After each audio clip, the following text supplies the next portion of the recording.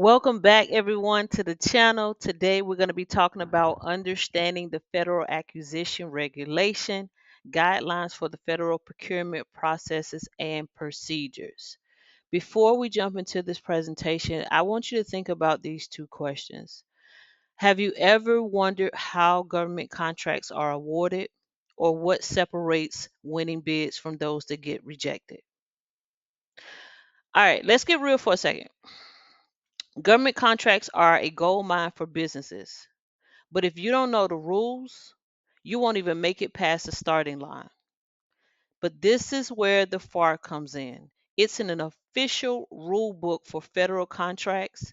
And today I'm going to break this down so that you can confidently bid and stay within compliant and win.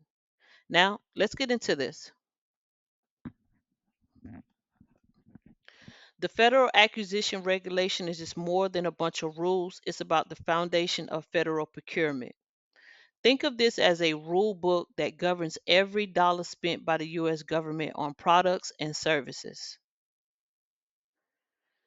The FAR is the playbook that controls how the U.S. government buys everything from fighter jets to office supplies. And if you want to do business with the federal government, you must understand the FAR. Now, why should you care? Well, business owners in this space looking for government contracts, you need to follow the FAR to get paid and stay compliant. For contract officers, the FAR ensures that they award contracts fairly and efficiently. And then for government employees, the FAR protects taxpayers' money from fraud, waste, and abuse.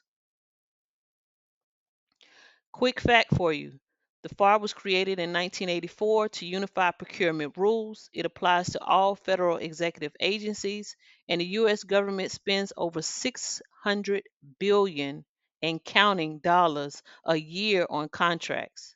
Now, the question you just have to ask yourself is, how much of this will you claim? Before 1984, the federal procurement was a mess.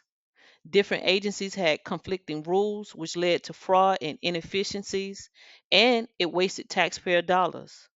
Now, in order for them to fix this, the FAR was introduced to standardize procurement, improve accountability, and make the system fairer. How is the FAR structured? It's massive, it's a lot of pages, but listen, it's about 53 parts and thousands of pages. But I don't need you to panic. I need you to stay focused because all you need to know is just the parts that apply to you. The FAR applies to everyone in federal procurement. Whether you're a federal agency, a contractor, a vendor, a procurement officer, FAR compliance is a must. So you can ensure that every contract follows the rules, avoid costly mistakes and penalties. Understanding the bidding process, let me tell you something. Winning a government contract isn't always about being the lowest bidder. It's about understanding the process and positioning yourself at the best choice. My good news for the small business owners: this means big opportunities for you all. The FAR supports diverse entrepreneurs with programs for minority owned businesses, service disabled, veteran owned businesses, and hub zone companies so that you can level the playing field and compete for government contracts like the other big corporations. Let's talk a little bit about these contract types. Not all contracts are created equal. You have your fixed price, cost reimbursement, or time and materials.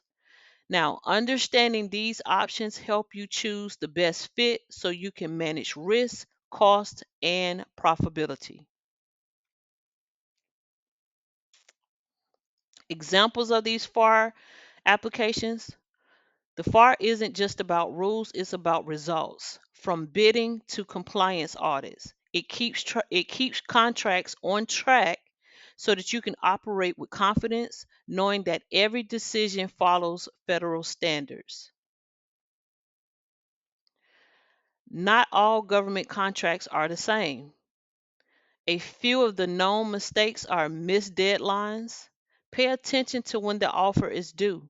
Incomplete documentation. Review the instructions to offer. An ethics violation. Now, I need you to stay ahead of the power curve. New regulations focus on cybersecurity, sustainability, and stricter audits so you can prepare, adapt, and maintain a competitive edge in this ever evolving federal marketplace. So let's recap. Path to far success. If you wanted to succeed in government contracting, you must understand its structure, follow compliance rules, leverage small business programs, and stay updated so that you can maximize your contracting success and never miss an opportunity. If this video helped you, don't forget to hit that like button and subscribe for more insights on winning government contracts. If you got questions, drop them in the comments. I'm here to help you succeed. Thank you all for watching, and I'll see you on the other side.